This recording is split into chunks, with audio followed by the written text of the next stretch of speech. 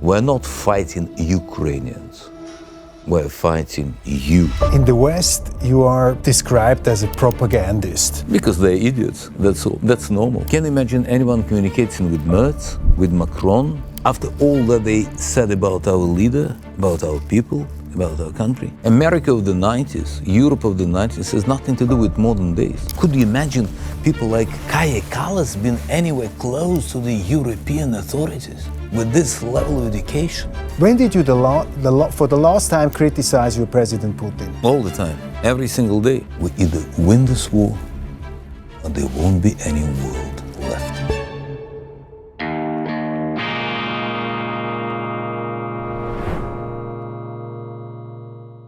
Grüezi miteinander, ganz herzlich willkommen zu dieser speziellsten aller Spezialsendungen von Weltwoche Daily, die andere Sicht, unabhängig, kritisch, gut gelaunt und zuversichtlich.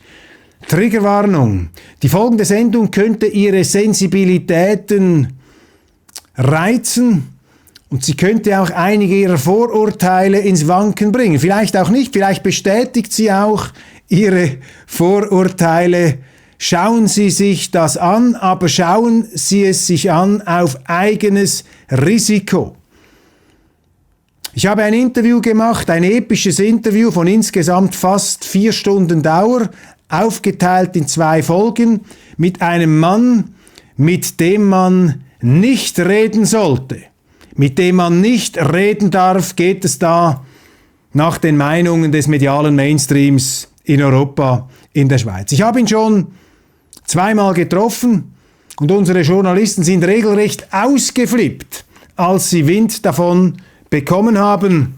Und deshalb ist der Mann, um den es hier geht, mit einem Tabu belegt, mit einem Gesprächsbann. Aber Sie kennen mich inzwischen überall dort, wo es diese Sperrbezirke gibt, diese Verbotszonen der Auseinandersetzung, ja, da fühle ich mich geradezu magisch angezogen. Gibt's den Teufel, mache ich mit ihm ein Interview und vielleicht stellt sich heraus, dass die vermeintlichen Teufel am Ende auch nur arme Teufel oder immerhin, wie wir alle, Menschen sind.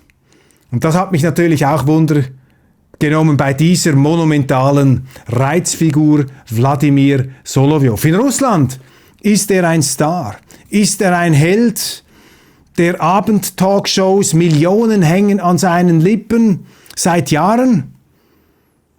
Es ist also keine Randfigur, sondern eine Person, die Dinge ausspricht, auf den Punkt bringt und auch in provokativer Schmerzensintensität so zuspitzt, dass sich Millionen von Russen darin wiedererkennen. In diesen Analysen, in diesen Ausfälligkeiten, in diesen Ungeheuerlichkeiten. Ja, es zieht einem manchmal die Schuhe aus, wenn man ihm zuhört.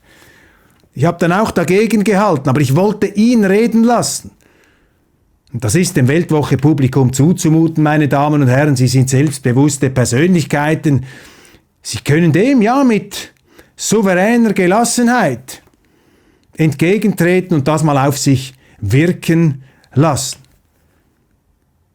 Solovyov ist sozusagen ein wandelnder Resonanzkörper relevanter russischer Befindlichkeiten. Er bietet also einen Schlüssel zum besseren Verständnis Russlands und was uns in seiner Person entgegentritt, gerade natürlich auch mit Blick auf diesen Krieg in der Ukraine, das ist eine große Ernsthaftigkeit.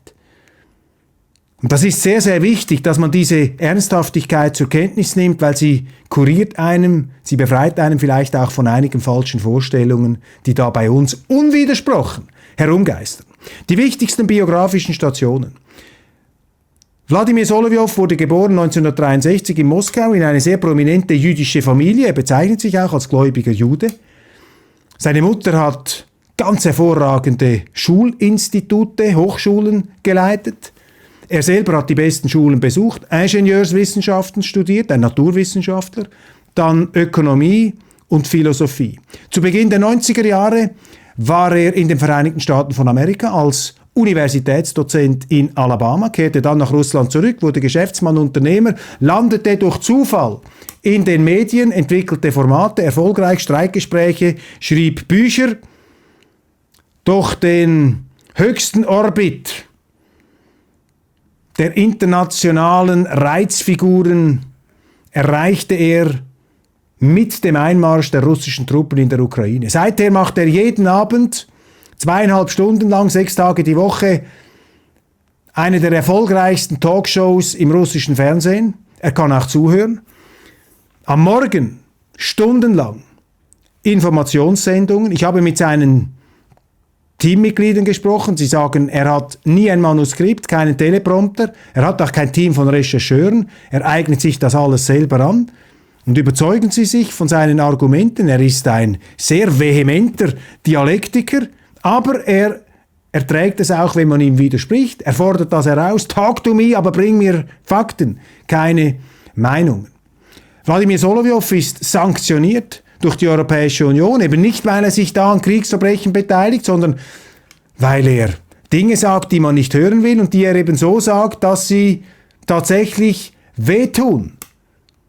Aber meine Damen und Herren, das gehört eben auch zu einer offenen Gesprächskultur. Und diese brachial ehrlichen Rhetoriker sind mir lieber als diese salonfähige Verlogenheit, die wir da bei uns haben. Nein, Solovyov ist kein charmanter Lügner, aber ich hatte den Eindruck, dass er sehr authentisch und direkt auftritt und so natürlich auch die Auseinandersetzung sucht. Und das erachte ich als etwas sehr, sehr Fruchtbares. Vor allem aber auch kann er einem einen Zugang vermitteln, eben zum Denken relevanter Teile der russischen Bevölkerung und der russischen Elite. Urteilen Sie selbst, schauen Sie selbst. Ich wünsche Ihnen ein interessantes Diskussionsvergnügen. 2 Teile. Der erste erscheint heute, der zweite morgen. Der erste Teil ist etwas emphatischer, ist etwas biografischer. Der zweite Teil ist dann dialektischer. Da kracht's mitunter. Viel Vergnügen und seien Sie gespannt. Ich wiederhole, Triggerwarnung, zuschauen auf eigene Gefahr. Vladimir Rudolfovich, let us not begin with politics, but let's begin with some personal questions. Yes, please. How would you describe yourself to a Western viewer who has heard a lot about you, but has not heard you directly? Well, where should we start? Born in Moscow, so I'm a Muscovite, October 20th, 1963, in a Jewish family, not religious, but definitely Jewish, with extremely intelligent and well-educated parents. My mom is she's a legend. And my mom is the best thing that could ever happen with me. My mom is everything. Beautiful, smart, brilliant. And sometimes it happens that even beautiful mothers give birth to people that are hated in the West because they have no idea whom they hate. They just love to hate. I'm definitely Russian, of Jewish origin, and I'm extremely proud to be Russian. I think on Russian language. I adore my motherland. I do understand a lot about Russian history. I have 0 pink glasses, but I'm just old enough to see the world the way it is. You're trained as an economist? No, I'm, funny enough, an engineer. Soviet engineer. I graduated from Moscow Institute of Steel and Alloys, Physical Chemistry Department, with my specialization in diamonds, and with the Diploma of Honor. And then, yes, I spent 3 years as my postgraduate studies, working on my PhD for Institute of World Economy and International Relations. I entered this very highly respected academic institute when the director was the Mr. Yakovlev, a very well-known member of Politburo and at some moment of time ambassador to Canada. And he was extremely of democratic views during the Gorbachev era.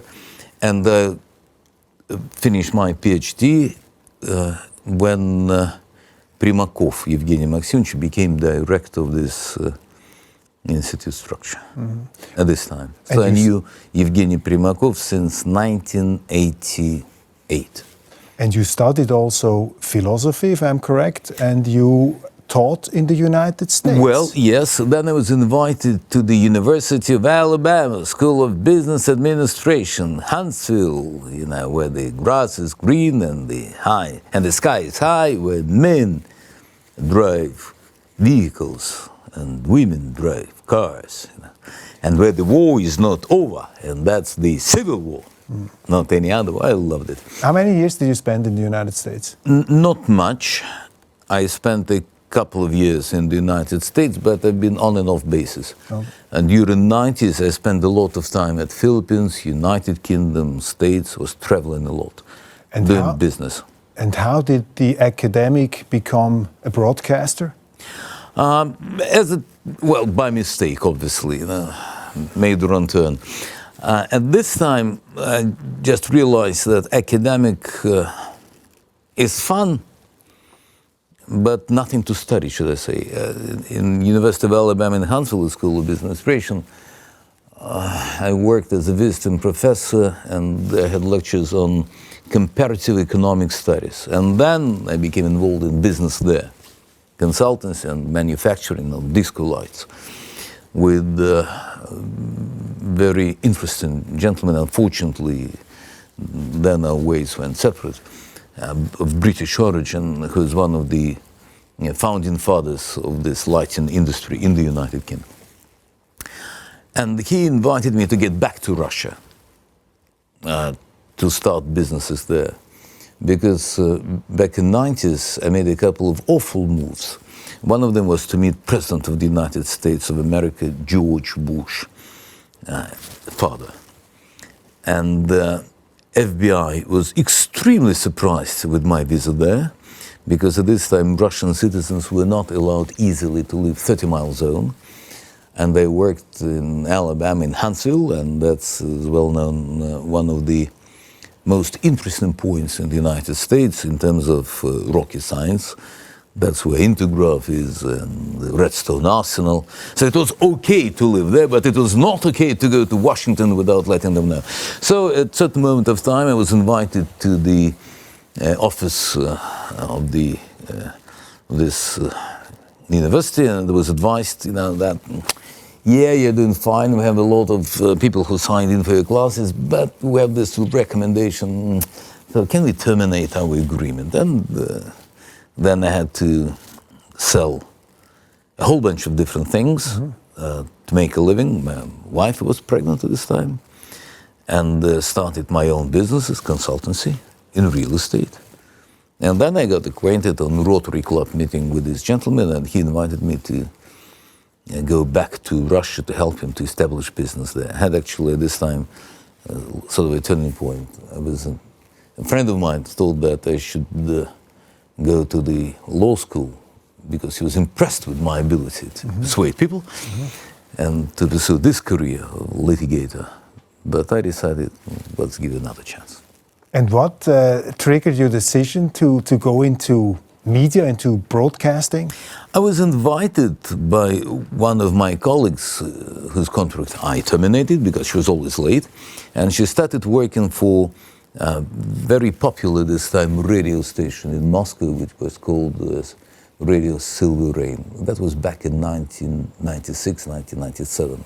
The broadcaster who was actually hosting the program English with Smile, she was sick, and they were looking for someone who could speak fluent English.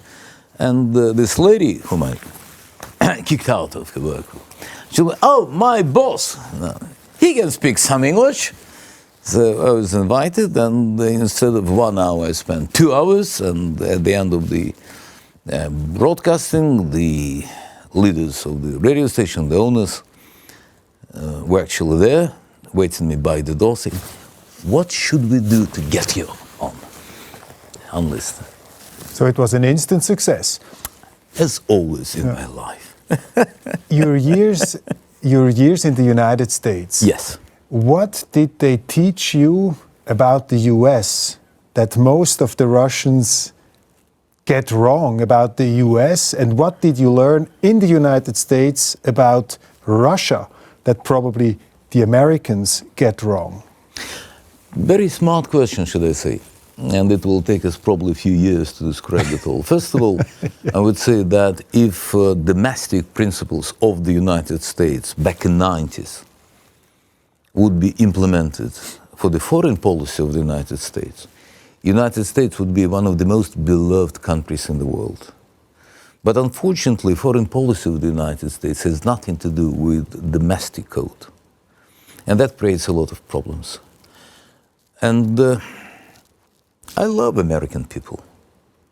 I love America. I feel extremely comfortable in the United States. I'm not talking about liberals. I'm talking about American people, hardworking, honest, very religious, very, in a certain way, they're very much Russians. And the difference between, when we talk about people, Russians and Americans is not that great. Liberals, yes, that's different. But I do not consider them actually Americans. Yes, they may have passports, but they do not respect the fundamental principles on which America is built.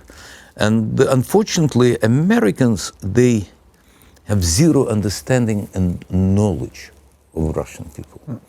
In a way, the problem is that we do look like Europeans or Americans, like Caucasians. But in reality, the way we think, as if either we or they came from the other planet. We have absolutely different perspective. That's why when you look at Russian people and you try to predict the next move, you're always wrong. Always wrong. That's the big problem. It will be much easier for you if we would be dressed differently. Then you would say, oh yeah, Rudyard Kipling used to say that Russians consider themselves to be the Easters on the West, but in reality they're the Westerns on the East. And that is also not exactly the case. We're not Asians in our mentality. We're Russians. It's absolutely different mentality, different way we see ourselves in the world history, the values. And that's important, and that's what modern Europeans cannot understand. For them, the Second World War is basically yet another war, and not the most tragic for a lot of countries. For a lot of them, the Great War is the First World War. And the Second World War, yes, what misfortune we lost. And they prefer to forget about it. It's not part of their family history. That's why they don't understand what's happening right now in Ukraine. They have no idea. They're not even close. They cannot understand that as far as we're concerned, we're still fighting not the Second World War, the Great Patriotic War. We're fighting Nazis. And for Westerners, when they say Nazis, well, come on, what Nazis? It's bullshit, they're not Nazis. Look, in Germany, not everyone used to be Nazi. Stop blaming us for that. That's part of the history we would like to forget. For Russians, it's like, you bastards killed 27 million of us. They were our grandfathers, grandmothers. The way you tortured and killed us, we'll never forget. And when we see Ukrainians with the German crosses, when we see them with all those symbols of Nazi Germany, that's our family history that gets back. And we'll never forgive that. And they say, oh, come on, Ukraine is just willing to become part of free Europe. What free Europe? Nazi free Europe. What kind of free Europe are you talking about? You'd like to tell me about Bandera, saying, oh, come on, there are different views on that? Members of my family were buried alive by Ukrainian Nazis just for the fact because they were Jews. It's my grandfather died during this war. He was killed on the battlefield. Don't tell me, well, that's history lived in the past. No. And when I'm there, and when I talk with Ukrainian prisoners of war, and when I see on them Nazi tattoo, it takes a lot of will not to tear them apart. Because I know the price of those tattoos that my people paid with their own life and blood. Is that now the private Vladimir Solovyov speaking, or is this the official Vladimir Solovyov, the broadcaster, talking here? There's never.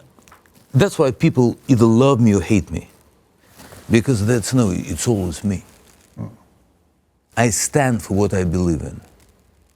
You cannot persuade me or force me to announce something or to pronounce something that I do not deeply believe in. And this year I'll turn 63. And I respect myself, I respect my family, and I respect my views. And I'm ready to die for them. And that's why there were a few attempts of Ukrainians trying to assassinate me. But so far, they failed. You have 6 evenings a week. Your program, many hours on television. You do a lot of work during the day, since more or less, or even more than a decade. What keeps you running on this intense level of journalistic? I started working back in 1997 with the 3 morning shows on the radio and a couple of TV projects a week. Then, back in 2014, we had to go with 5 nights on TV broadcasting and 3 programs on the radio, 4 hours. Then we added Moscow, Kremlin, Putin. It's another broadcast on Sunday. So I think that back in 2018, I got this funny award from Guinness World of Records for as a presenter with the most hours on TV per week. What makes me do this? I just love this job. That's the way I live. You know, when people ask me a funny question, aren't you tired? The answer is quite easy. Have you ever seen a fish that is tired of swimming? That's the way I live. In the West, you are described as a propagandist. Because they're idiots. That's all. That's normal. And in Russia, they see you, when I speak to people, as a very important public voice who happens to be patriotic. Where do you see the difference between those 2 perceptions? Well, first of all, would you mind describing for me the meaning of this word, propagandist? Because if we get back to the tradition of Catholic Church, propaganda is just spreading of belief. Isn't it what journalism is about? The spreading of belief, of views. In Western, they're usually saying, oh, propagandist, that means that I'm lying. Sue me. Find it. Bring it to the table. No chance. Why is that? Because if I'm pronouncing something, that means that I saw it by my own eyes. Don't tell me anything about this war. I spent more than 300 days on the front line. I've been everywhere, and I've seen a lot. And if there's anyone who's trying to tell me, oh, Vladimir, no, you're talking about going to the front, fighting for your motherland, but what about yourself? Every weekend, I am with my boys. I'm showing Russian people in the moment of the absolute glory, fighting for the motherland against world evil, world Satanism. That's what we're fighting on the territory of Ukraine. We're not fighting Ukrainians. We're fighting you, corrupted by evil West, that lost Christian morality, that lost belief of your fathers. And that's why this war for our people is sacred. And that's why nowadays when we look at the West, we have only one question. What happened with you when you betrayed your beliefs? As you said, you spent a lot of time at the front line. You're discussing with troops, and you see the action there. What is the thing you noticed being there, what the West gets fundamentally wrong about this war? The Russian soldier. Russian soldier is never a murderer, is never a rapist, is never someone hunting for the treasures of civilians. They do not understand. When they were talking about Bucha, I had this broadcast with Italian guys, with Bruno Vespa. Molto intelligente, molto bravo. Bruno è un leggenda, una persona storica per italiani. And he wanted, just during the program, show me my place. And he told me that we'll have it on there, without any editorial, straight online. I said, okay. He lost completely because he had no idea what he was talking about. Bucha, of course, let's talk about Bucha. Can you name people that were killed in Bucha? What were their beliefs? Were they pro-Russian? Where they were killed? How they were killed? And when they were killed? Zero information. But we know that when the Russian troops left Bucha, there were no bodies on the streets. And only 3 days after Russian troops left. Next day, actually, the mayor of Bucha went there, and he couldn't find any bodies. There weren't any. But then, 2 days after this, or 3 days after Russian troops left, Ukrainian batsman with his murderers came in there, and there are videos of that, saying that kill everyone whom you can see with white banners. And they murdered them. And then British guys from all those funny agencies with the cameramen and with experts on PR, GR suddenly turned in. And here we go. Boris Johnson persuading Zelensky keep fighting. And here's a great reason to cancel Istanbul Agreement. Bucha.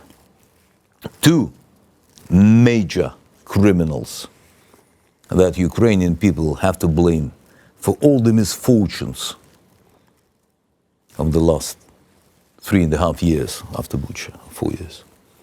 Macron, who spoke with President Putin, told him, oh, we cannot consider that negotiations can start with a pistol on the head. Can you please withdraw your troops from Kiev? They will sign whatever they have to sign. And Johnson would say, go to war. Kill the last Ukrainian. And Zelensky, that is nothing. And now Macron is surprised why no one is willing to answer his phone calls. These allegations concerning Bucha, I mean, do you have proof for this, of what course. you were saying? Of course we have proof of this. We had plenty of proof. Not only that, if you remember, French people decided to send the gendarmes for investigation of this awful murder. Where's the result of the investigation? Nowhere. Well, then British guys, they said that, well, our pathologoanatomist will actually find out what's the reason of those people. And they studied, I don't think, under 20 bodies. And wow, what a surprise. They were not killed by bullets, but they were killed by flashes from the artillery shells that are not used by Russians, but are used by Ukrainians, because part of the bodies were taken from the graves, and they were killed by Ukrainian artillery, because at this time Bucha was under Russians. So Ukrainians were shelling Bucha, and the population of Bucha that were killed later were used for these accusations. So just check, whatever happened with those two investigation projects of British guys and French guys? Nothing. The only person who keeps asking what happened in Bucha is Minister of Foreign Affairs of Russian Federation, Sergei Lavrov.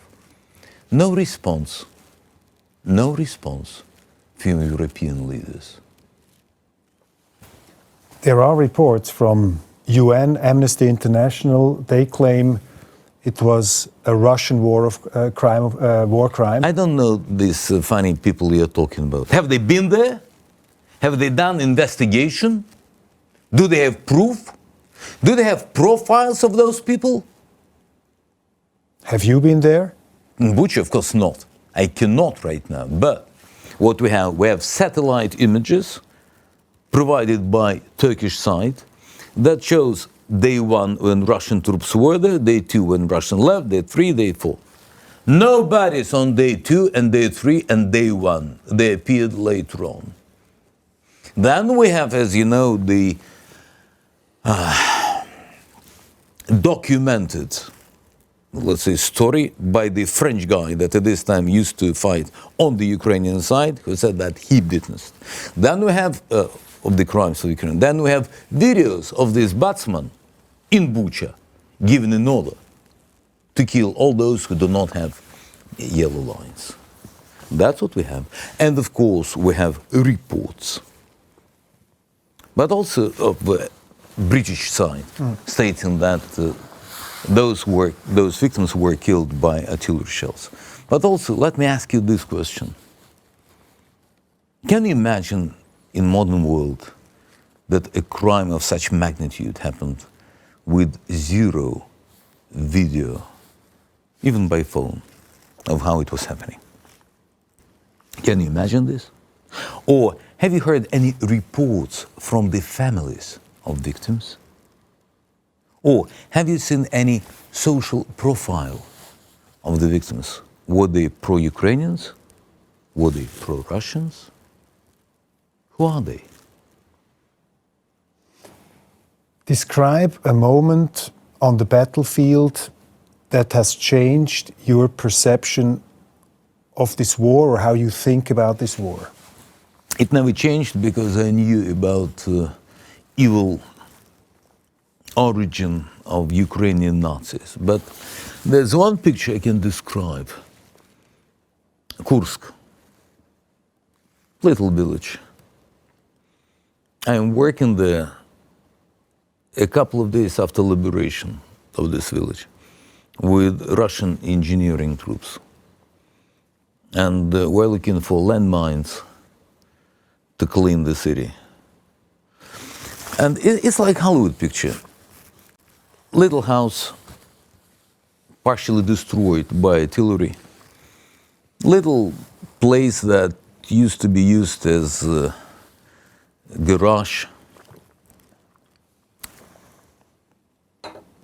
Three-wheel bicycle for the kid. Shoes, kids' shoes. And a black ball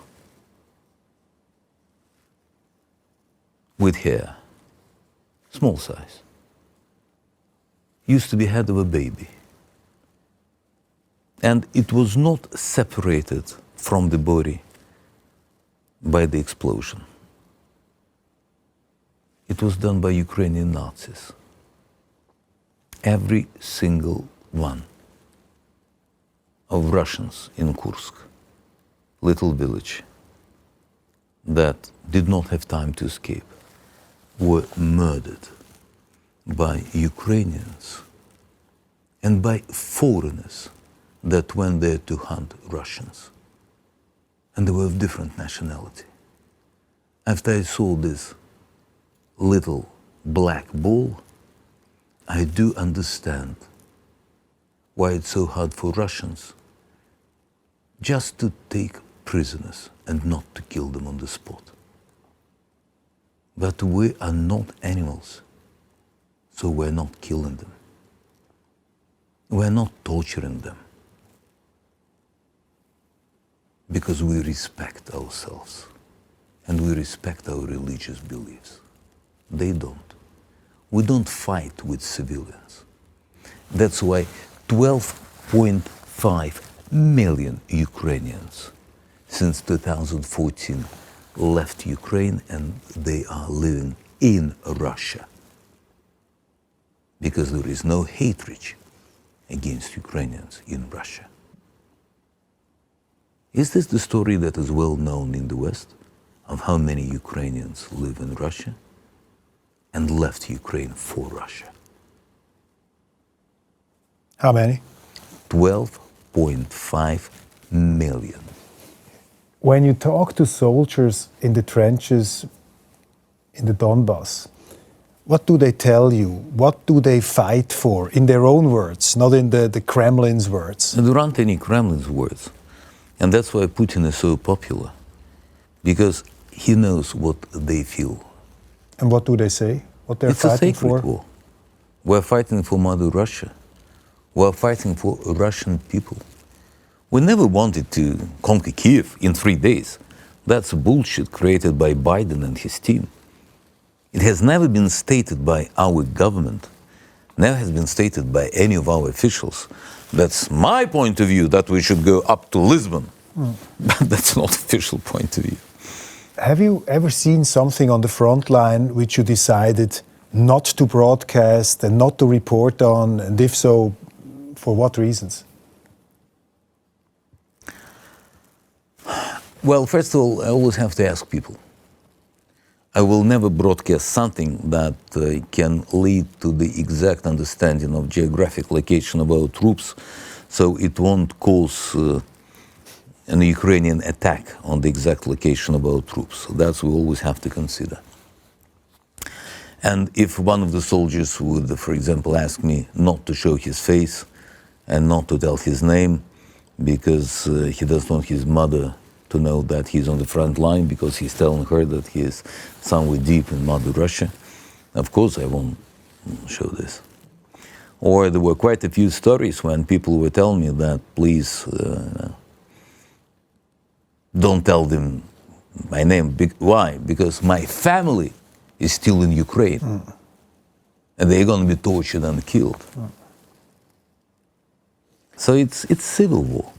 That's what's so important to understand. But it's not war for the territory. And we started this war because we were asked by Donbass. And we never ever wanted to go any further. That's the stupidity of Zelensky and his Western... Because of his stupidity, now Ukraine has lost Zaporozhye, Kherson, and will lose many other places as well. If you had to explain to a thoughtful Western viewer in a minute what this war is finally, from the Russian perspective, fought about, what would you say?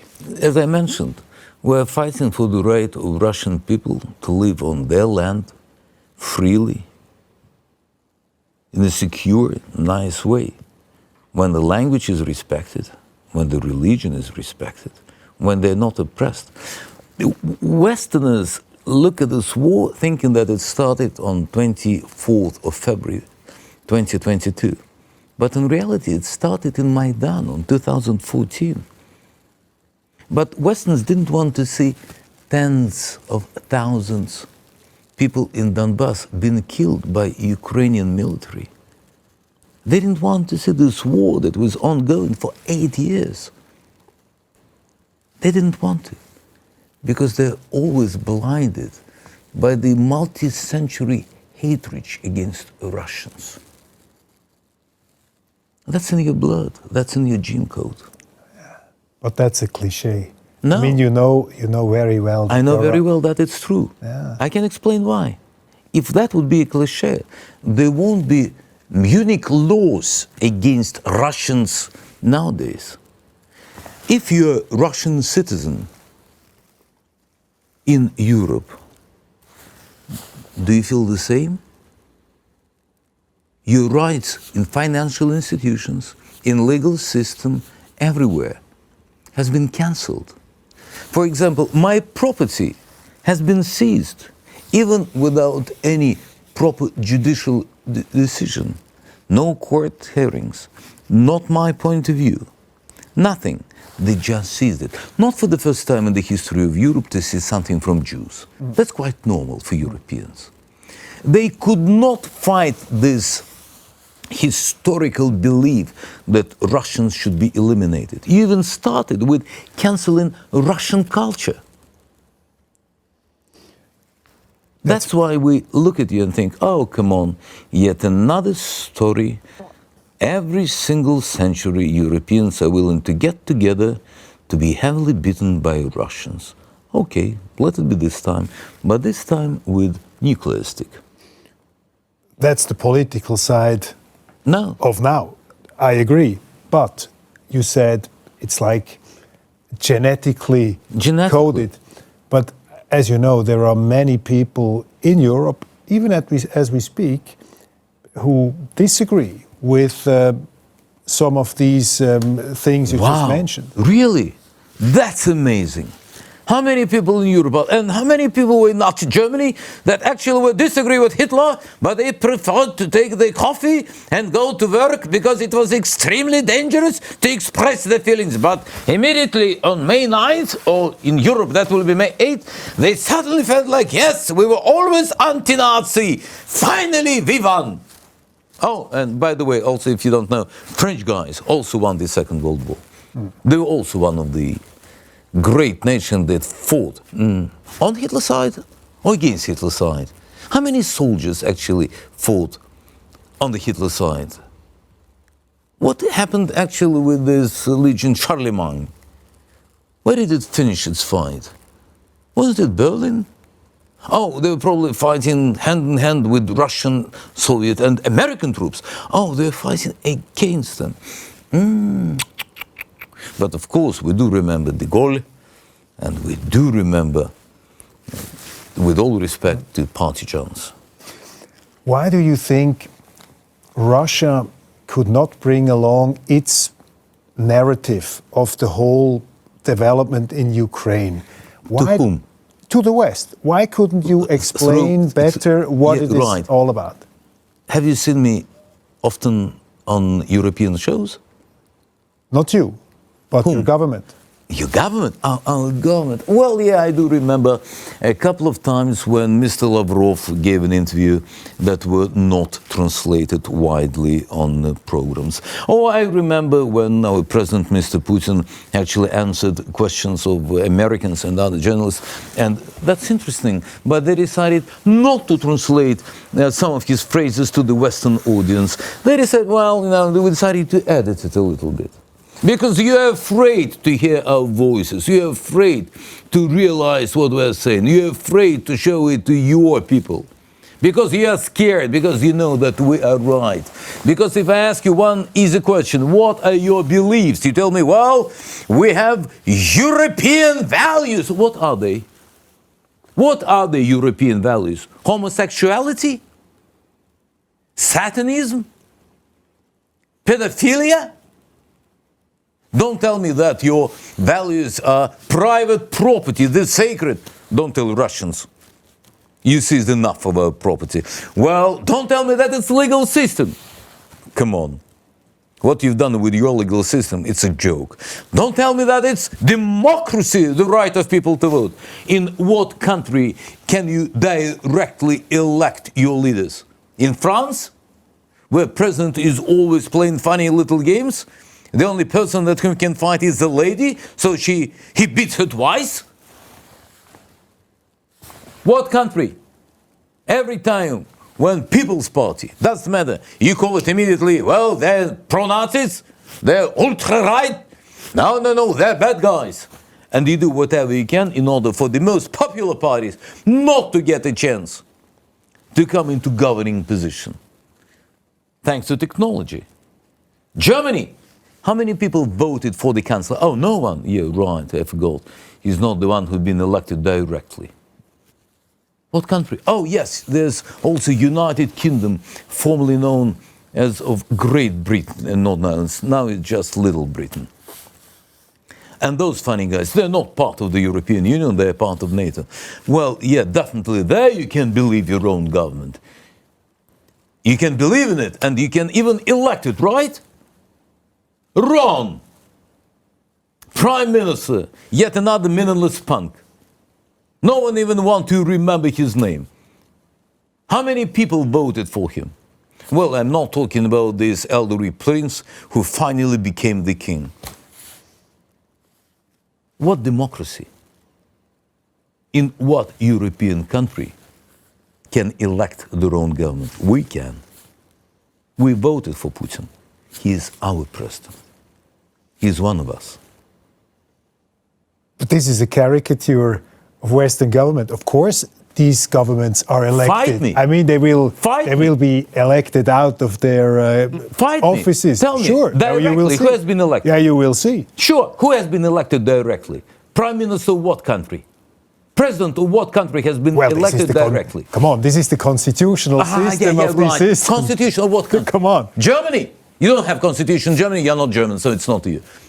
Germany. They don't have constitution. Let me remind you, it has been written by Americans, and they still do not have their constitution. What country? Okay. My point here is... tell me, what country? You are a highly intelligent guy. Yeah, that's of why course. No, of course. Fight with me. Tell me. Tell me European point of view. I want to hear from you whether you're really convinced that your government made no mistake in selling its point of view on Ukraine. One could argue that Russia has utterly failed in presenting its case for this war in Ukraine because the relationship between Russia and the West was not so bad as it is today. And you are telling me it's only the fault of the West. Of course. And this is a caricature of the situation. It's not the caricature. First of all, you're not in a position for us to present your point of view. You're not fucking judges. You're not superior. I agree. You're just basically no one that built their fortune on Russian affordable natural resources, that lied to us on every single turn of our history. You are the people that brought to us yet another war. You are the people that were always willing to get whatever they can get from Russia for nothing. That suddenly consider themselves to be, oh, we are Europeans, we are superior. In what case? We've always beaten your fucking asses. Why at certain moment of history you decided that you can judge us? That, well, Russia is not democratic enough. Russia cannot be part of NATO because their standards of understanding freedom is... You've been occupied territory since 1945 by American and British troops. Suddenly decided that you have a voice of your own? With your political structures being raised up by George Soros and others? With people so corrupted that almost every single leader of France spent some time in prison? German leaders that fighting one each other? Ursula von der Leyen, been well known as one of the worst human creatures in terms of stealing money of European taxpayers. Oh, of course, you cannot go into this because that's COVID story. Yeah, that's the story that Europe is not willing to discuss. We have to present our position to you. You're the one who lied to us since 2014 during Minsk agreements. And now, when we're getting truth from Angela Merkel and others saying, yes, we're lying to Russians because we wanted Ukrainians to get back. You're the one that spread NATO to our borders in spite of the fact that you promised Russian government and Soviet government before that there will be no one even single step made toward East. And you something telling us? You that could not even find the terrorist that destroyed, pipelined the Nord, whatever, So Nord Stream. I'm taking now the neutral position of the Swiss interviewer and try it again.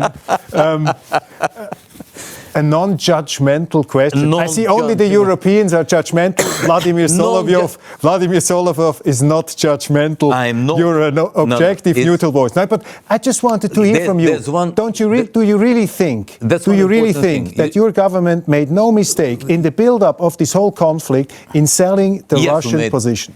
First of all, we don't have to sell our position to anyone. Of course, that's called diplomacy. No. Diplomacy can be made only with countries that respect international law. You, as an entity, you do not respect international law. That's why at first you started war in Yugoslavia. That's why, with your blessing, Libya has been destroyed. That's why you supported every single colonial war that been led by United States in the East. Afghanistan, Iraq, and now war in Iran that you don't know what your position is. You're not even close to the understanding of what diplomacy is about. That's why we cannot even consider you be part of this game. You basically took advantage of the stupidity of last years of Soviet government, when we were so madly in love with Americans and you. And we thought that, yes, right, we will open ourselves and you will bring us the light of this knowledge of democracy. And you lie to us every single time. Germans, the best example. Germany exists nowadays only because of Soviet Union and Russia. At first by Stalin, and then by Gorbachev. And what's the payback?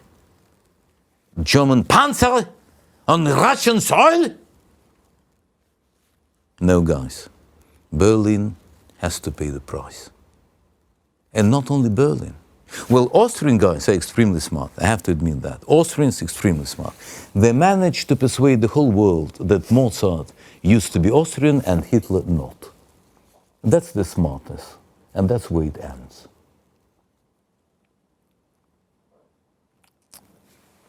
What? Am I presenting my point of view? Well, I have a cognitive I have a cognitive dissonance here because I feel myself catapulted in one of the programs of Vladimir Solovyov. But I have to remind you, this time you are in my program. But it's your point of view that is important. I don't want to force my point of view upon you. No, that's what I love. No, I'm curious. Please do. Curiosity kills the cat. So please do. Go ahead. I have to tell you.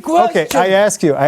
I think you're too intelligent to believe everything what you say. I mean, you are really a gifted performer. You are coming from this perspective that if the person is intelligent, he has to be somewhat fake. No, differentiated, and that's the difference. I do know Italy quite well.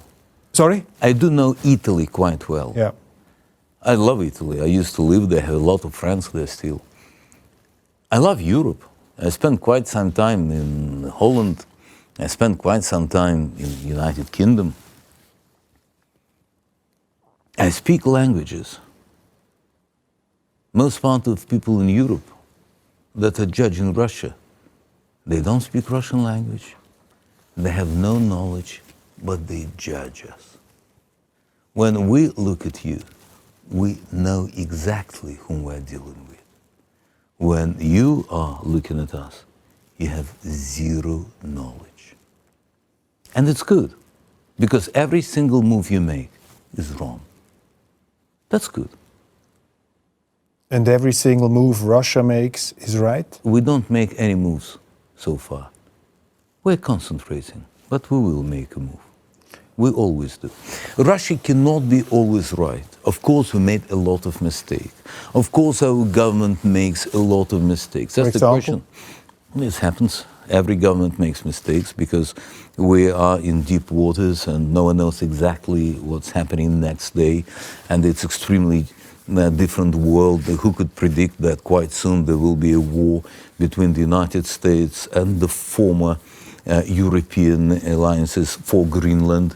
And that is coming, whether Europeans like it or not. And by the way, in this war, Russian and American soldiers can be once again allies. And we can fight maybe against European evil Satanists. Who could predict even, let's say, 100 years ago that in Europe there will be laws basically anti-Christian? Because all those laws, again, for homosexual families, for the same right for the families. That's actually basically, you understand, that it's anti-Christian. That's anti-Christian. I have to tell you, I mean, it's actually, I want to ask you questions, but I have to say, I'm deeply skeptical, to say the least, when one brings in these kind of biblical categories into politics, because as you well know, the history of Europe is full of the misuse of the Almighty. Exactly. And people who talk about God mean themselves most often the time. And if you say this is Satanism, I always think somewhere in my brain, but probably I'm wrong, I think, well, Vladimir Solovyov, he's a great polemicist, but does he really believe what he's saying? Of course. Because I'm willing to pay with my life for what I believe. And I'm the one who is hunted. And I'm the one who is under all possible sanctions of all possible countries. And I'm the one whom Zelensky pointed and said, I want him to be killed. I know. By the way, being intelligent, you understand that at a certain moment of time I could say, I feel like Russia is wrong. Well, my motherland should never behave like this. Well, I'm willing to go to the West and express my feelings. Can you imagine immediately how many digits, how many zeros will be after certain digits on my bank account in the West? I will have everything. Have you ever doubted your position? I mean, you have millions of viewers every night on television. They're listening to you, they're trusting you. Have you never doubts? Are you always full of self-confidence? And if so, wouldn't that be totally dangerous? Because, as you know... It is dangerous as an intelligent person, as you believe. Of course, I'm always thinking. When the war started, I couldn't sleep for almost 2 weeks. And I spoke with my mom. What did she say? And I asked my mom, I'm really afraid. And she said, what are you scared of? Being killed? I said, no, that's the last thing I'm afraid of. I think it's rather weird to be afraid of death, because that's the only promise that life keeps, death. I told my mom, I'm afraid to be wrong. And she asked me, son, are they Nazis? I said, 100%. Are they Bandera supporters? I said, 100%. Then we are right. Yes, we made a lot of mistakes. And, yes, and by the way, when we're talking about those sacred items, in Russian tradition, it's completely different from the Western tradition. We have absolutely different religious history. Are you religious? Yes, but as a Jew. And I'm always stating that. I'm never trying to... And what would you say is the most important message from your religion to yourself, which is important in your work, in your way of looking at the world? What's the most important thing? At the center of the universe is not a human being, but it's Almighty. It's not our ego that should lead our deeds. There's much more important reason for the person to be in this world than to satisfy his ego. There's a lot of things that much more important than my life. It's not around me. And that's what Russians is about. We all die. But for what purpose? For the motherland? For our people? Yes. Ego is not important. Mistakes that we made, we started too late. Well, there are reasons why we couldn't start before, but we should. You know, when I understood, I had this feeling that I cannot trust Europeans anymore. That was May 2014, the tragedy of Odessa, when people were murdered in this Dom Профсоюзов. Ukrainians were happy with that. They celebrated that. They had menu in the little cafeterias and restaurants with fried Colorado. That means fried Colorado, they named the people who have Russian beliefs. They loved it. And Europe found zero words. They kept supplying Ukraine with weapons and supporting Nazi government. In war, the temptation to see the enemy in darkest terms as a Nazi, as evil, as Satanists, this temptation is big. But isn't the responsibility of a broadcaster of your status, speaking to so many people coming from a religious background, not also to explain from time to time, my viewers, do not forget, our enemies might be our enemies, but they are human beings. Have you ever seen even one program of mine? I'm telling this every single program, that we do not hate Ukrainians. And that we have always... the Satanists in Europe, I mean, this is not a charm offensive. At the same time, we're saying that in Russian religion, that's what Europe we don't send. We do not hate the person, we hate the sin. We always separate people from the government. We always saying who is it, not the whole Europe, never people. In Russia, that's why we do not hate European people. That's why every time French guys, British, have you met any hatred on the streets of Russia when they find out that you're a foreigner? Never. We always separate. That's why we don't have, in Russia, we never had religious wars. Whenever there's Varfolomei night, nothing like that. And that's very important. That's why when we address in religious terms, we're talking about beliefs. When you look at Alex Karp, when you look at Palantir, they are Satanists. And they're not even trying to... Well, Alex Karp would disagree. I know him for... Yeah, you know him, and he's Satanist. Just read his letters. Read his late statement, this techno-fascist manifest. Read his book. When he was happy, he personally said that, yes, you know, we are targeting and we're helping Ukrainians to find targets in Russia. He killed Russian girls.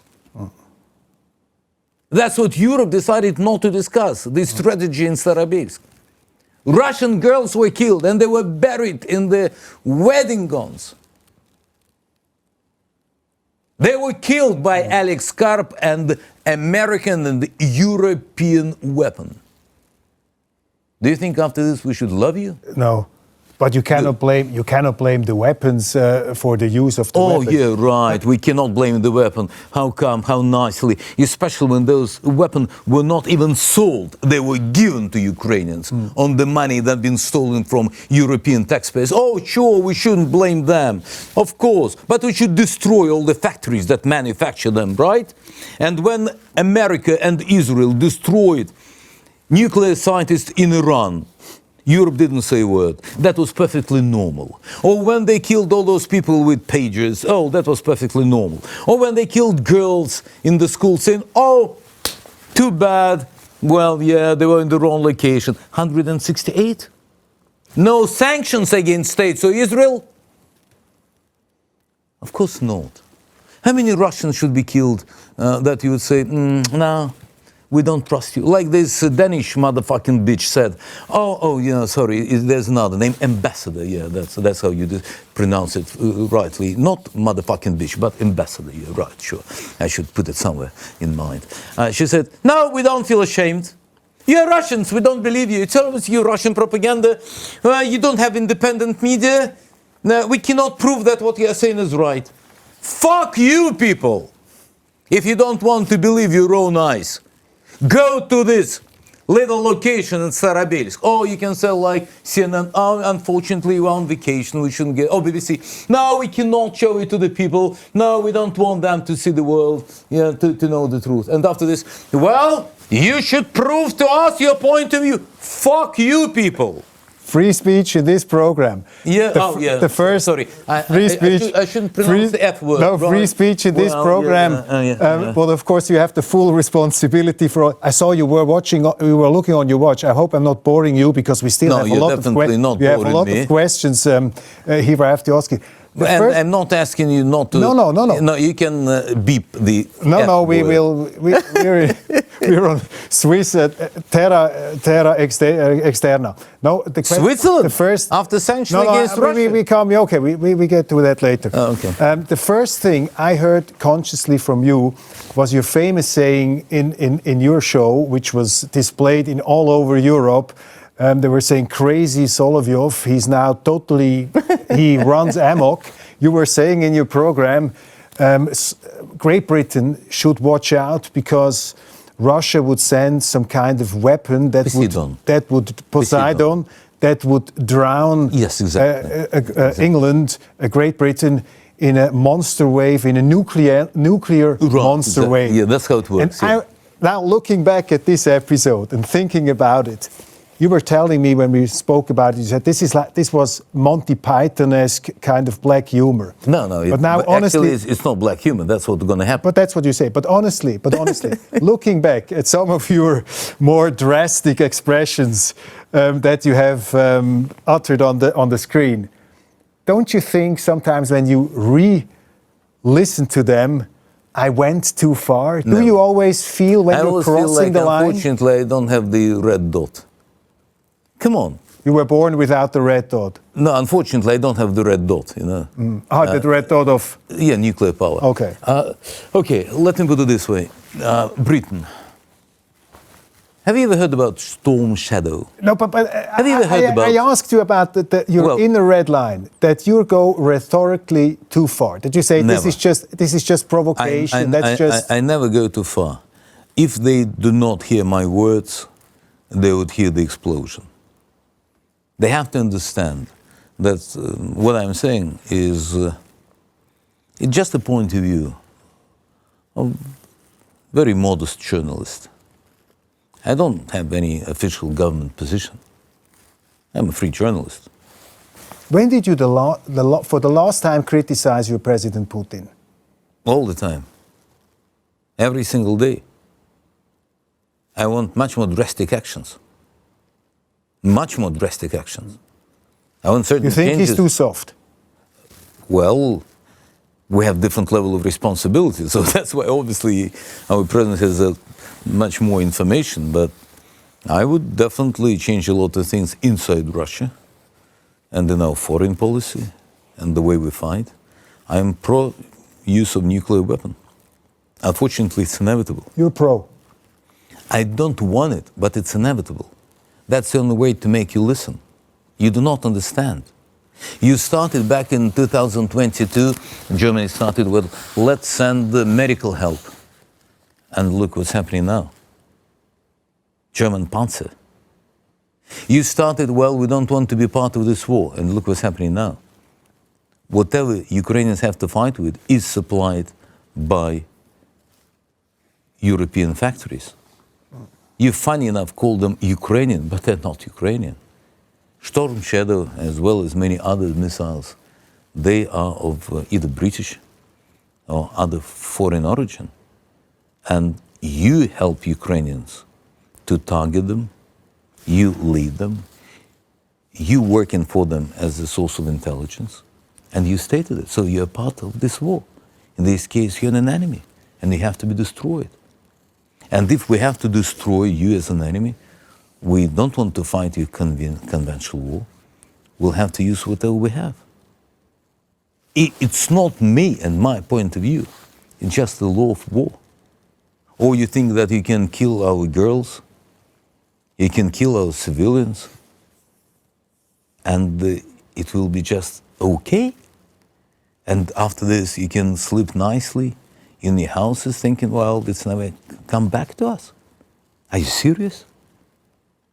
History hasn't give you a lesson? Or you seriously believe that we'll fight the same war as we're fighting against Ukraine? Have you ever heard this expression, unprovoked crucial war against Ukraine? All the time, right? Can you tell me the ratio between civilian and military casualties in this war? You know? Tell me. And what do you think? Listen to you. Just approximately. The International Red Cross has told on several occasions that in the war in Ukraine, the number of civilians killed is much lower than in any other war in the 20th century. In this case, how come this war became the most crucial? Maybe that means that there is something you do not understand. No, that means that on all sides in a war there is propaganda. Of course there is propaganda in Europe. There is also propaganda in Russia. No. We are not saying anything. You are claiming that Russia is fighting awful, blah, blah, blah, cruel war. But you haven't used the same words when Israelis were killing Palestinians. You haven't used the same words when Americans and Israelis were killing Lebanese and Iranians. Never. Why is that? Maybe there is something about this war that you do not understand. If we, after very powerful attack against Ukraine, where we destroyed a lot of military facilities, and there's only one person killed, and of course every single human life is sacred, but we don't know how he was killed. Was he killed by anti-missile rocket or by direct Russian? And the night before, 2 nights before, more than 20 Russian girls were killed by single Ukrainian strike done by European weapon, thanks to Alex Karp and his Palantir, and thanks to Elon Musk, because Starlink was found on this place. So who is fighting war against civilians? But the West said, no, we don't know it. We don't know, we don't believe it. Russians, how could you? If we would like to wipe off the whole Ukraine, we could do it in no time. But we not hate them. We consider them to be our brothers, part of us. That's why we fight this war this way. You made a very grave statement before, and you were saying, I'm pro-nuclear, I'm not in favor of this direction. Now my question is, how far are we actually on the escalation ladder? Because at that moment when you said that, I said, thanks God, Vladimir Solovyov is not sitting in the Kremlin and having the red button in his reach. But where are we now objectively on this escalation ladder? Here. It's like this. Do you think there is serious discussion in the Russian leadership of expanding, escalating this? It's not a question of discussion. I wouldn't be definitely in the circle with whom it will be discussed. I'm just a journalist. It's our nuclear doctrine. According to our nuclear doctrine, we could already use our nuclear weapon against our enemies. There were a couple of cases. But there are people who would say, who would disagree. In Russia, they would say, no, our nuclear doctrine says only if Russia is existentially threatened. Not only. Sorry? Not only. If you read, there is an article when they're trying to hit our nuclear abilities, for example. And the Ukrainian British operation against our strategic aviation was one of it. That could be the reason. But listen, for example, if Baltic states and others would like to implement the blockade of Kaliningrad, or if, for example, there will be invasion of Polish and Ukrainian troops on the territory of Belarus, are you seriously considering us to fight the convenient war? You have a population of 500 million people. It's 3 times bigger than ours. You have almighty military-industrial complex. Why do we have to fight it the convenient way? No. That's what nuclear weapon is about. That's not that I want it. I just understand that that's the way it would be. You think it's inevitable? How high is the probability? So far, it's inevitable. Inevitable? Unfortunately. The train cannot be stopped. There's no one on the West with brains to evaluate all the risks. They think that Russia is bluffing. They do not understand our president. They do not understand our military people. They do not understand the Russian people. They always think about Russia as country of Untermensch. They always think that they can trick us. They always think that, no, Russians, they won't do this. No, they wouldn't dare. And that's the problem. But isn't that... That's awful. Isn't that ultimately, Vladimir, with all due respect, isn't that not a cynical position? I mean, you're one of the... That's not that one of the large... You are one of the very successful communicators here. Your voice has influence.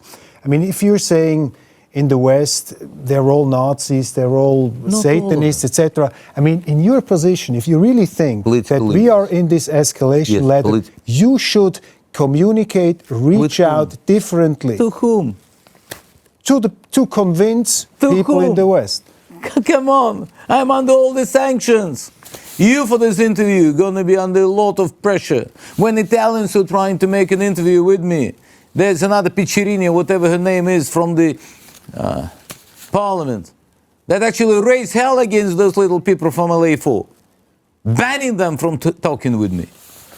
That's the major problem. Yeah, but sometimes in such a tense situation, the great communicator has to use different words, because words can be weapons. Of course, and translate them through whom? Let's see what will be the future of this interview, but the important thing is, and that's too bad. Yeah. For example, Europeans are now saying that, okay, let's try to communicate with Russia. Yeah, right. And here's immediately this Kaya Kallas girl with 0 brains. And she's stating, yes, but we want Russia to limit its military, and they have to withdraw the troops from Moldavia and from Georgia. So now... Can you imagine anyone in Russia after this communicating with her? Or, for example, can you imagine anyone communicating with Merz, with Macron, after all that they said about our leader, about our people, about our country? That's the problem of Europe. You have 0 leaders to talk to. Zero. And how does President Putin think about this? Ask President Putin. What do you think? I think that President Putin knows exactly how he thinks. Sure. But he's a pragmatist. And people I was talking to are Can you saying imagine? he would not go into this direction. He would say, this is too crass, what you're saying. Yeah, under the same people that were saying that President Putin will never start this war against Ukraine. No? Are the other people? Aren't they the same people that say, no, come on, Russia would never do this. Oh, come on, how could Russia do this? No, well, Russia won't last. If they do this, Russia won't last for 3 months. So what's your message to our Western European viewers? Stop. What should be done to prevent this Become realists. First of all, Armageddon? and that's, once again, that's not what I'm willing to. And when they call it, in my point of view, cynical, it's realistic. You see, you have to understand the origin of this war. It's not about territory. That's the problem with Westerners. They cannot understand the roots of the conflict. They just, for most part of Europeans, religion is nothing. The way you talk about religion, it's yet another old fairy tale that probably heard something about when you were growing up. But come on, it can't be a reason for that's how it sounds. But terrible cliche? It's not a cliche. Absolutely untrue. But it's your opinion. But it's absolutely untrue. I mean, there are many people in Europe who talk about religion in a very serious way. Yeah, right. Amount of Christians in Europe. For example, myself. Yeah, but amount of Christians in Europe diminishing every year. Amount of churches that have been closed, unfortunately, is growing every year. Amount of religious views in modern day politics is not even announced, because basic democratic values nowadays are anti-religious, should I say. So you can be whatever you think about yourself, but then from our point of view, let's say from Russian point of view, your religious views can be hardly called dominating in Europe about your personal. You're of course right in describing this overall decadence. One can see these developments after 30 years of affluence in Europe. But as you well know, we have some kind of tide change in politics right now in Europe. You see the growing discontent of a lot of voters. I mean, the politicians you use here, these politicians are, you could say, walking dead people. They have no majorities left. They are afraid of losing power. So aren't you trapped in a view of the West which is underestimating Europe? I mean, you're saying the West is underestimating Russia. Aren't you underestimating the West? It's okay. Europe? What Europe? Europe of whom? Of the people who are not, who are disagreeing. Sure, if they disagree. Have you seen them on the streets? Have they seen them stating their views? Yeah, you see them on the. They can vote. They can vote their governments out. Do you see the results of our elections? Do you? Yeah, do you see? Yeah, sure. Who's running your country? Are they the one who won the election? In Switzerland? Yeah. The people are running the country. Right, we have a government which is strongly controlled by. Exactly, and the country that finally decided to give up its neutral status. And that suddenly decided... A mistake, in your view, from Switzerland? I'm not a Swiss citizen. I don't care less. I don't care less. Do whatever you like. If you were so careless, you wouldn't mention Switzerland. There's no one single Russian person who would trust you with our money. I'm not wearing Swiss watches anymore. And don't offer me Swiss chocolate. You're against our country. You betrayed your neutral status. It's your choice. Okay. That'll be our choice. You gained a lot, you've lost it all. The American President Trump. Yes. Is he the man who can stop this development on the road to hell? Sounds like a great song, Road to Hell. Well, it's extremely important because you get into this very important, I would say, moral discussion. Let me put it this way. From Russian perspective, what came from Europe? Fascism, Nazism, slavery, Untermensch and Obermensch. What good came from Europe? You cannot find even one single European country, maybe Switzerland, that hasn't gained from colonies, from robbing other countries and people, from humiliating them, and been always in a position that they think that they have this moral advantage, that they can tell everyone else what to do and how to live. Isn't it? The way we see you is completely different from the way you see yourself. You think that we have to explain you something. We think that you should explain yourself to the world and admit responsibility for all the evil and all the deaths that you brought to other continents, for disrespect to the countries and people that suffered from European countries, starting from Belgium in Africa, France in a lot of colonies, Germany.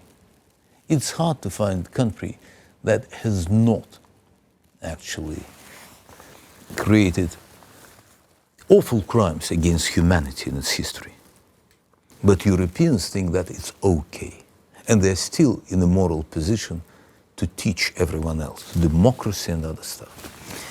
We are now fighting war. We're not fighting against Europeans, once again. We're fighting against evil. And it's up to Europeans either take it or not. Let me remind you that we even managed somehow to find words and to even help Germans at certain moments, in spite of all the awful crimes that they committed in our motherland. But now, when there's a common European narrative about million German ladies raped by Russian soldiers, and it's bullshit.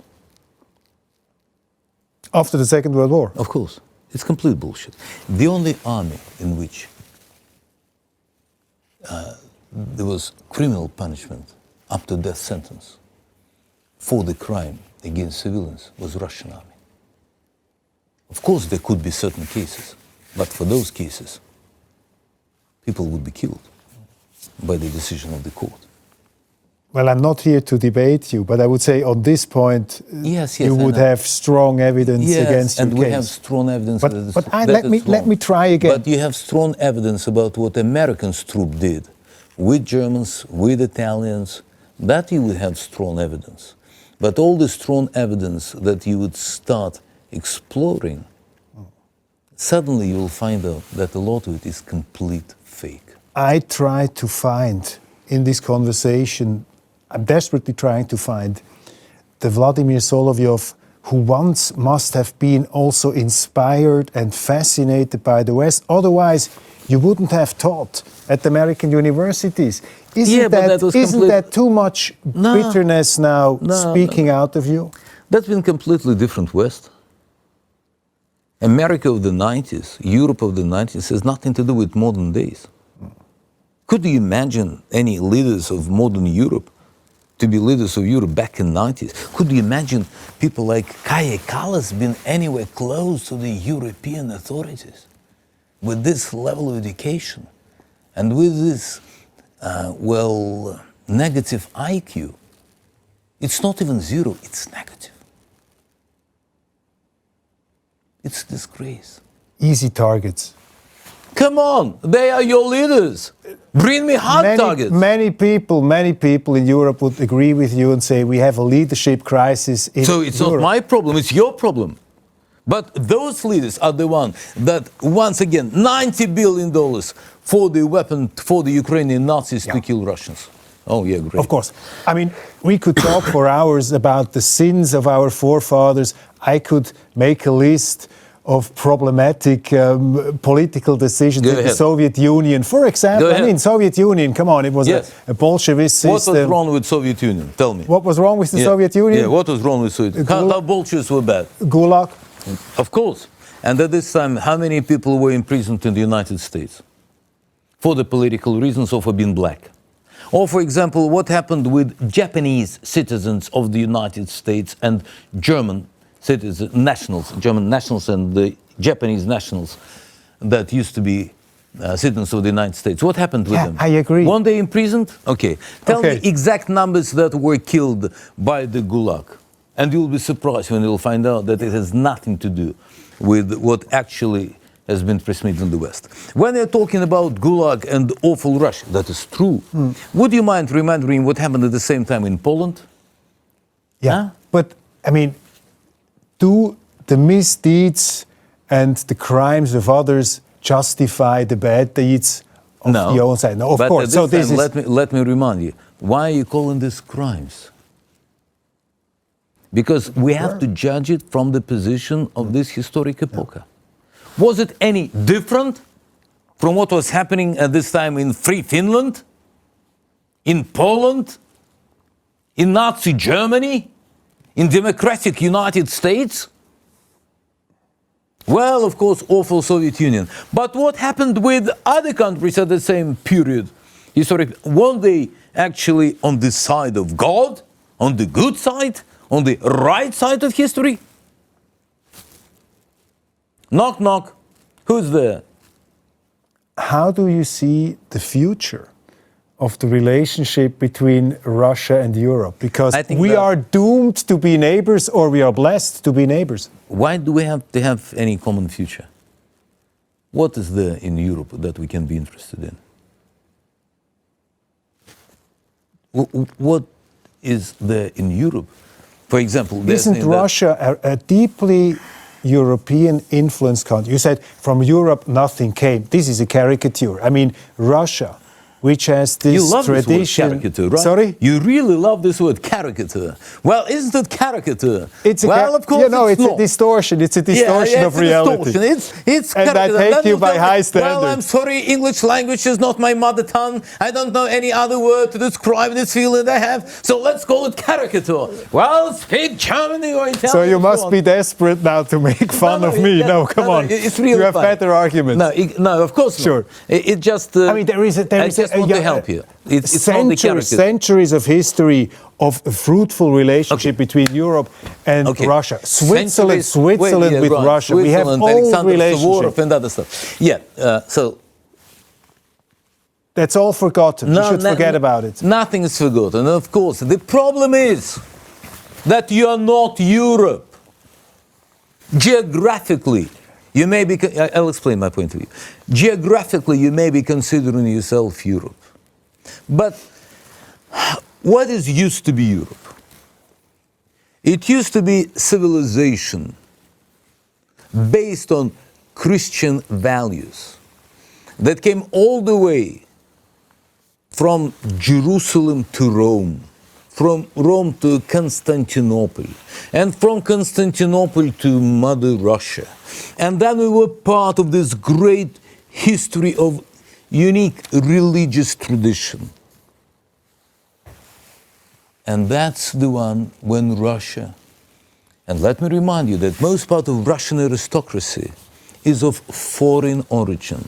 There are a lot of Germans, French, Dutch, Scottish, Irish, different roots, and they all worked for a Russian empire. And let me remind you that Catherine the Great was not of Russian origin, like at all. And that in the blood of Russian Tsar Nicholas II, there was only 1/128 of a Russian blood. Of course, we are Europe, not you. You betrayed all that Europe of the 19th century believed in. You made a wrong turn. And that's the problem. At first you get rid of real Christian values. Then you get rid of your culture. You forgot your great authors of the 19th. You betrayed your roots. And that's why you hate us. Because in us, you see what Europe should be. But as I mentioned before, we're aliens to you. And that's why you do not understand when we remember our mutual history. And when we look at Kremlin, you can see part of Milanese influence. And when you look at St. Petersburg and you understand, oh yeah, that's when Perón decided to rebuild Paris, and that's what inspired him. And when you look at Moscow, and you see a lot of signs of Europe that you've lost. You're not Europe. You like Egypt. Of course, Egyptians, they live on the land, but as we understand, they're not part of the ancient Egyptian culture. It's completely different people, different culture, with all due respect. The same happened with Europe. In the 20th century, you lost it. And on the 21st century, you have to fight for being Europe. And quite soon, it will be yet another Europe with different population, with different religion, no longer united by Christianity. And we'll have to suffer or enjoy it. It's up to you. But it's not our choice. Does the thought ever come to mind that you might be underestimating Europe?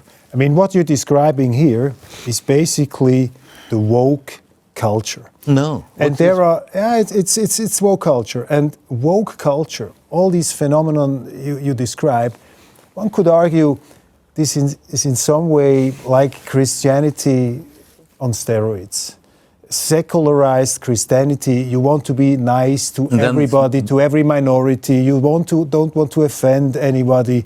I mean, this is woke culture is in some sense. I have this weird feeling that you either never had a chance to find out what woke culture is about, or you never actually read Spengler, The Dawn of Europe. It's much closer to Spengler. That's the dawn of Europe. You think so? It's not woke culture. I basically was very close to traditional philosophical readings and so we can, of German culture, philosophical culture. But as you know, Oswald Spengler wasn't the last word on Europe. Of course, other words were, let's say, little whispers and not important. But again, you as a very important and the famous... I'm not madly in love with Frankfurt and the famous, philosophical schools, and so the I'm famous, not like Alex Karpy's madly in love with all those fighters. Okay, and there's a famous commentator and communicator in Russia. And speaking about Christian values, one very... And Jews. And Jews, of course. But you were also talking about Christian values. And we, of course, we owe a lot, of course, to your culture. Isn't it the duty of you to reach out to the enemy and to say, well, we have to find an understanding? I mean, what you're doing, you are actually cementing images of the West. Cementing this. But who's the enemy? West or you Ukrainians?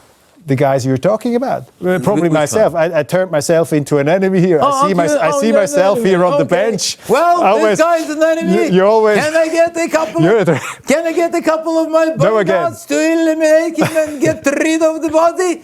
Okay, now let's go back to a serious conversation here. Now again, I mean, you're overdoing it. I mean, what's the future of Russian and European relationship? Would you say, let's forget about Europe, let's just nuke them, let's put some nuclear bombs on Europe? Well, first of all, we won't nuke you unless you do the wrong move.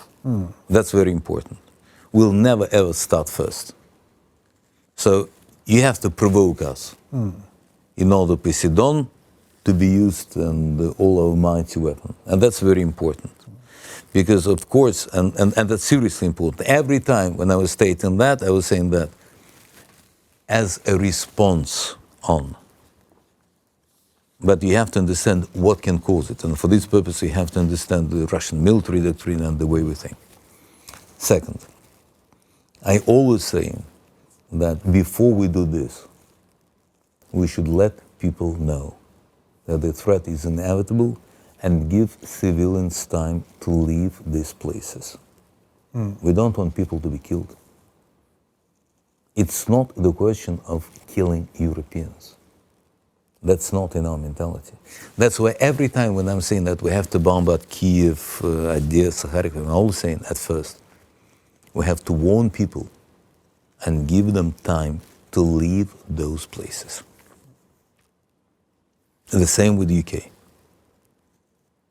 That's why we're saying that if this factory is producing lethal weapon that provided to Ukrainians, or it's produced on the factories that it's claimed to be Ukrainians on the European soil, please don't be in the neighborhood, because they potentially may be destroyed, and that can cause harm to civilians. That's extremely important. We're not willing to destroy Europeans and their culture. It's your choice. We're not trying to get you on our side. It's your life you live. It's up to you. It's none of our business.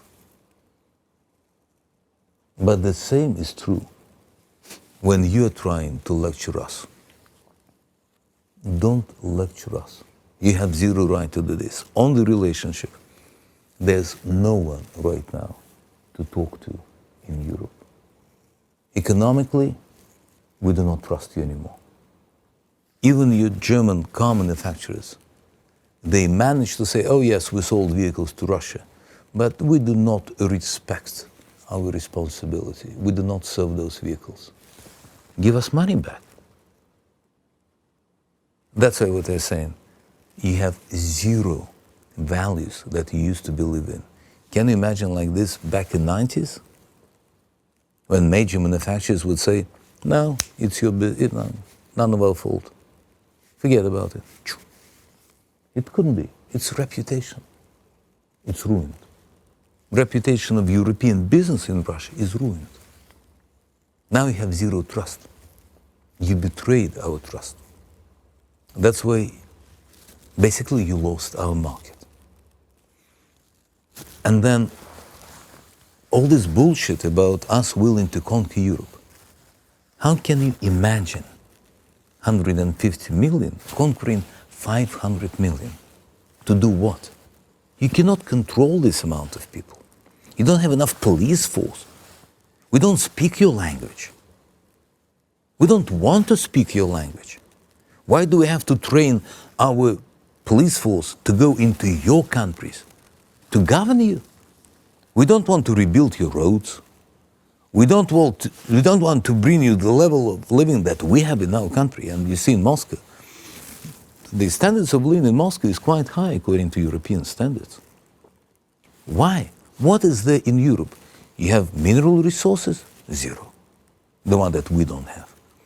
You have beautiful women?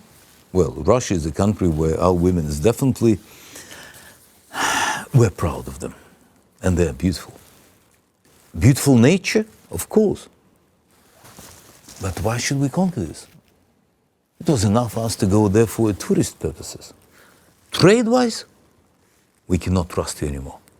You seized our money with zero reason. And you think that you have a right on this. You've stolen our money. And you're using our money against us. And you want us after this not to make you pay the price? Sooner or later, Russians always come for what is theirs. So that's why China. That's why India. That's why even a relationship with other countries that you may not think about, but not with you. What would you say from the Russian perspective, talking or addressing politicians such as Macron or Merz, what would be the ultimate red line that, if crossed, would lead into this doomsday scenario? You see, the thing is, we do not react on every single provocation.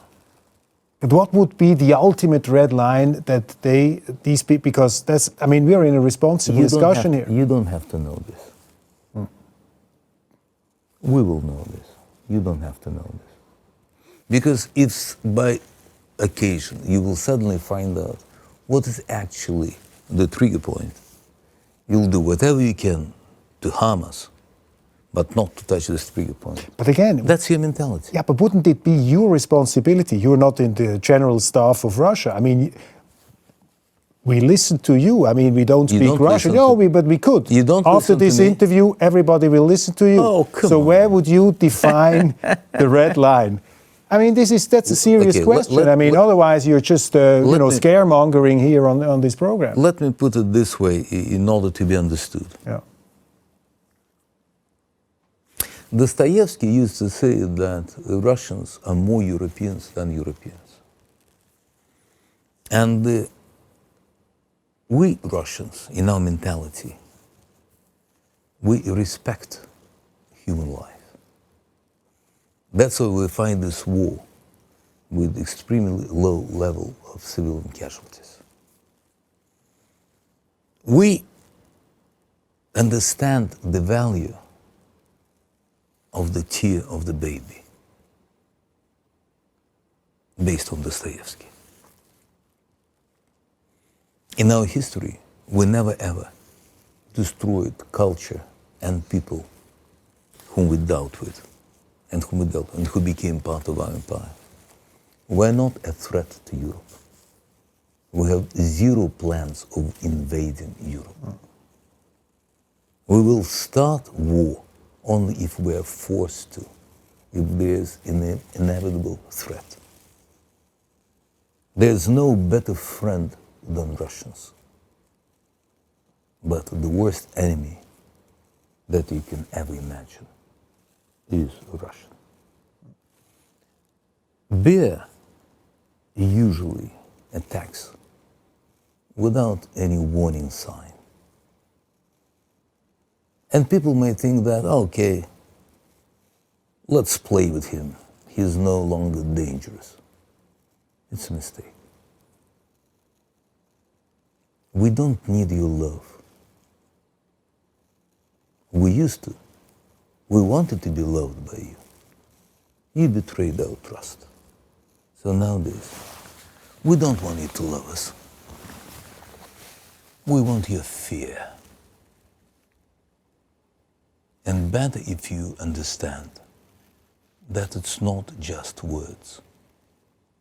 And every time when we show Oreshnik, when we show Sarmat, you have to be absolutely sure that we don't want it, but if we are forced to, we'll use it. That's in our doctrine. Because our president once, in his interview that I was taking actually, told this phrase that I think Europeans should listen and should understand. I asked him, but our concept of the nuclear strike, and it's never preventing strike, it's always response to. But that means that the world is going to be destroyed with our response strike. And he said, I'm president of Russia, and I'm asking myself, and why should be the world if there is no Russia in it?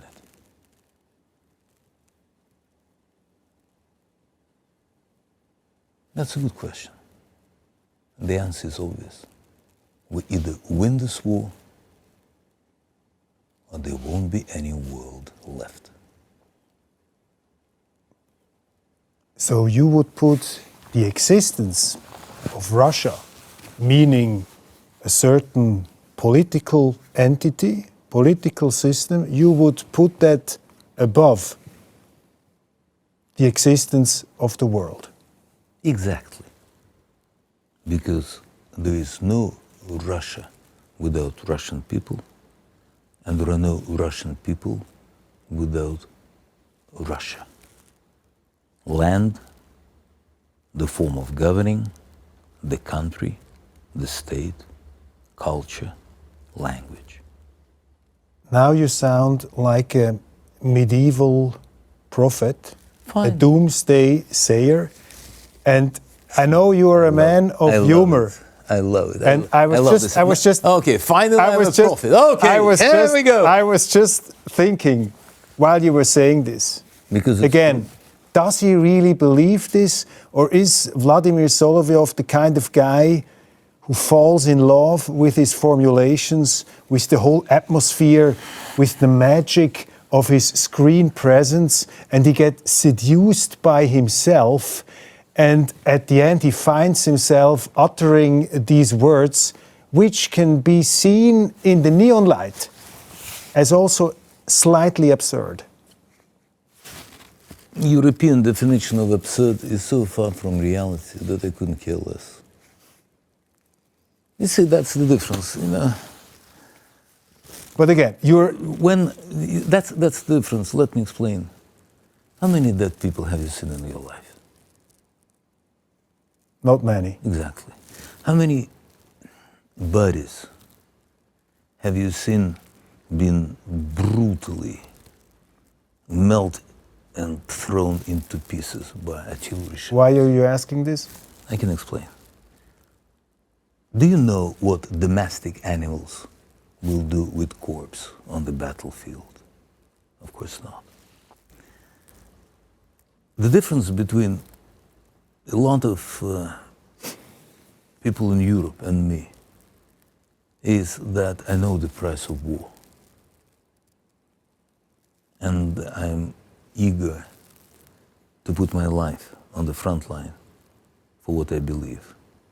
And I know the price that I'm paying and I'm willing to pay.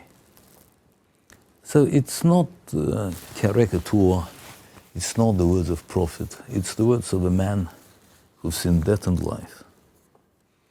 And unfortunately, there were a lot of situations where I would do whatever I can to stop this from happening. But life is much more profound, complicated than a personal view of a human being. We're living in a certain flow of history. And that's why you may think that, oh, it's just a little game of his. No, the awful thing is that I'm just saying what I witness. It's not that I'm dreaming of and willing to happen. Unfortunately, I just see where it goes. How do you see the future? What will be the future of humanity, of this world? There are a couple of jokes on this subject, like, well, there are two plans. First of all, we'll all get reasonable, wake up, start working hard, start listening to one another, and live all together happily ever after. Or finally the aliens will come and do this job for us. The second plan seems to be much more realistic. I'd love to find some words of optimism and I hope that something good gonna happen. But only in the case if European political leaders, the ones that are making decisions, will finally realize what is happening in this world and will finally represent not the interest of their financial advisors, but of people that never elected them, but are governed by them.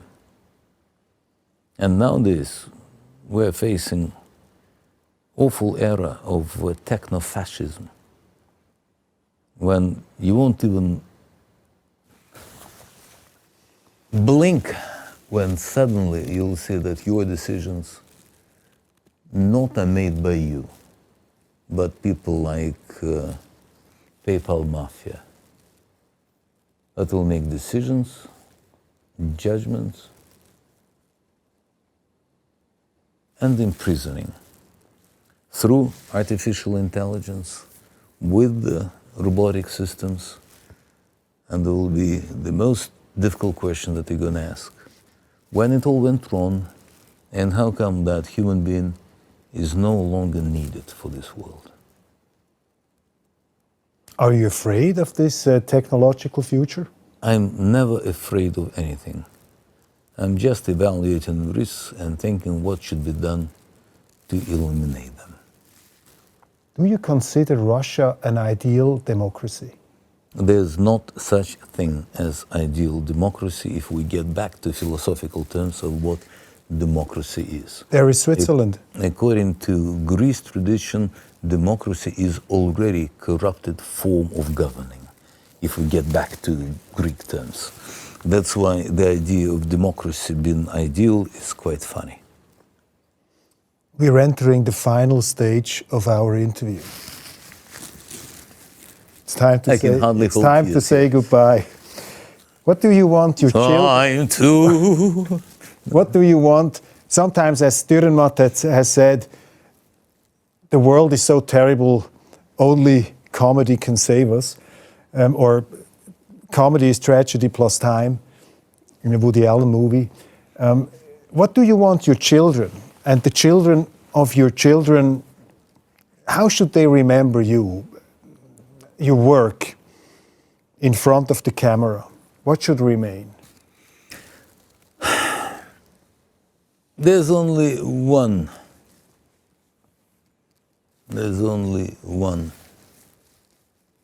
important missing in front of me that actually matters. And only his opinion will finally be of meaning. The meeting with Almighty.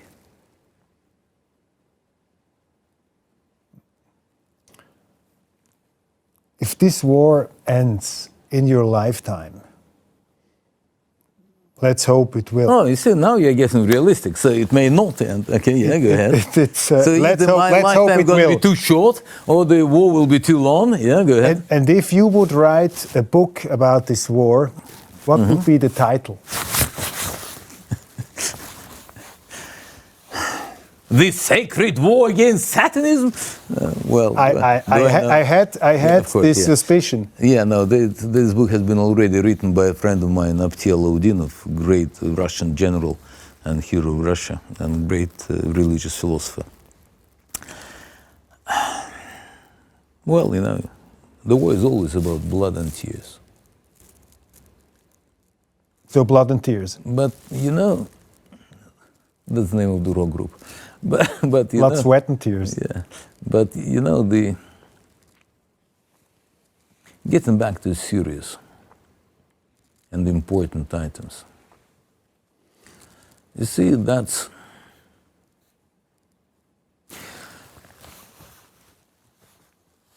and I just want you to hear that, and that's not that I like it, and that's not what makes me happy.